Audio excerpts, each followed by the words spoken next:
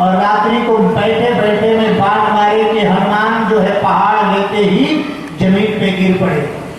और जो हनुमान संजीवनी बूटी लक्ष्मण के मूर्छा दूर करने के लिए लाने के लिए गए हैं, स्वयं आज भरत जी मार दिए हनुमान को निशाचर समझ के कि हनुमान जी ही बेहोश पड़ गए, मूर्छित होकर के गिर पड़े। मूर्छित हुए जब गिरते समय उनके मुख से राम नाम निकला, तब जो है भरत जी को लगा कि अरे मेरे भैया का लग रहा है कोई भक्त है। और तब अपने भरत जी हाथ में जल को अभिमंत्रित करके और भरत जी हनुमान जी के मुख पे छींटा मारे हैं। और उससे हनुमान जी होश में आए तो बोले कि बताओ कौन हो? तो मेरा नाम हनुमान और ये संजीवनी बूटी आपके भाई को ये शक्ति लगी है और सूर्योदय से पूर्व मुझे लेकर के पहुंचना है, और यदि नहीं पहुंचूंगा तो आपके भाई का प्राण चला जाएगा। भरत जी बोले घबराओ नहीं, जब तक ये भरत नहीं चाहेगा तब तक सूर्योदय नहीं होगा। जब तक ये भरत नहीं चाहेगा सूर्योदय नहीं होगा। और फिर भी तुम्हें संशय है हनुमान, तो मेरे लिए बाण पे बैठो और सूर्योदय से पूर्व तुम मेरे भैया के पास रहोगे। हनुमान जी बोले कि नहीं, आज मैं जिस भैया के राम नाम के सहारे से मैं गया, उसी राम नाम के सहारे से मैं उसी बाण पे बैठ करके जाऊंगा। और आज राम नाम के लेकर के और हनुमान जी संजीवनी बूटी लेकर के आए, तो ये संजीवनी बूटी हनुमान जी को होश में नहीं दिए, लक्ष्मण जी को नहीं लाया।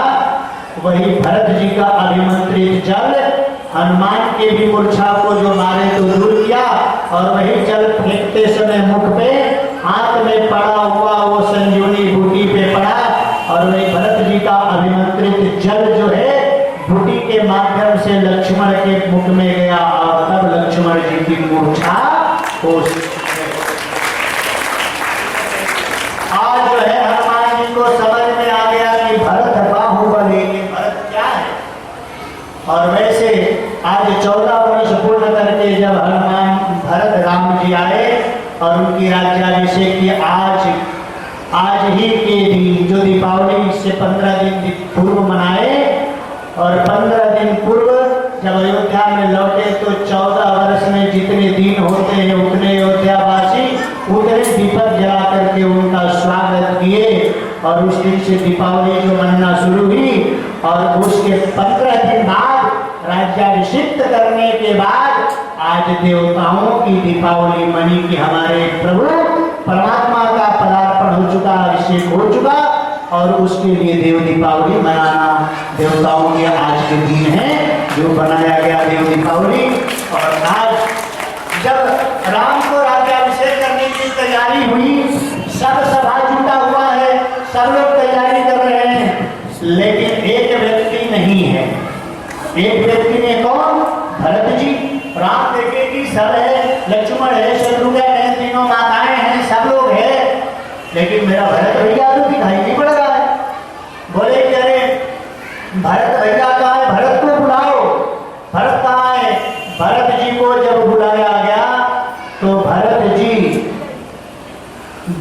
जी पीछे से सारे लोगों के बाद में भरत जी आए, और भरत जी आए तो अपना 14 वर्ष का रजिस्टर लेकर के आए, और लेकर के आके बोले भैया अब ये अपना हिसाब किताब अपने राजगद्दी पे रख करके अब अपना हिसाब किताब संभालो।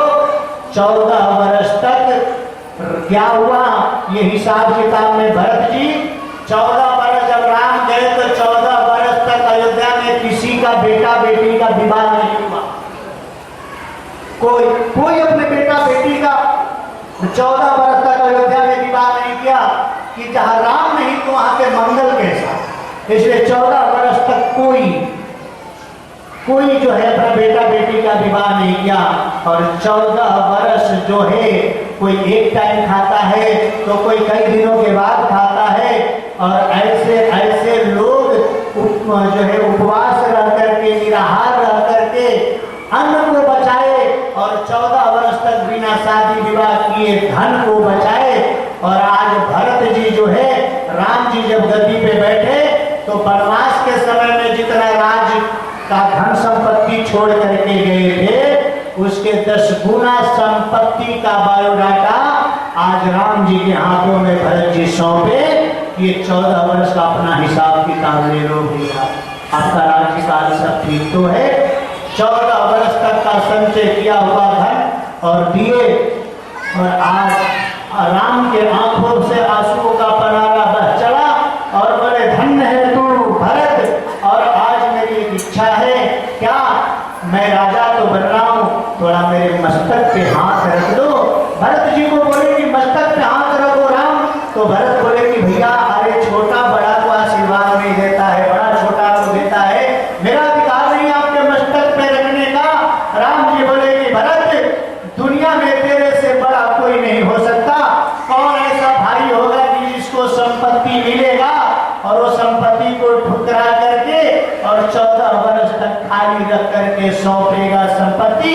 मैं बड़ा भाई होने के नाते राजा को बन रहा हूँ, राजगद्दी को संभालूंगा, लेकिन भरत तेरे छत्र छाया में रह करके, क्योंकि तेरे जैसा भाई त्यागी कोई हो नहीं सकता, सबसे बड़ा तो तू, तेरे से बड़ा कोई नहीं है। और आज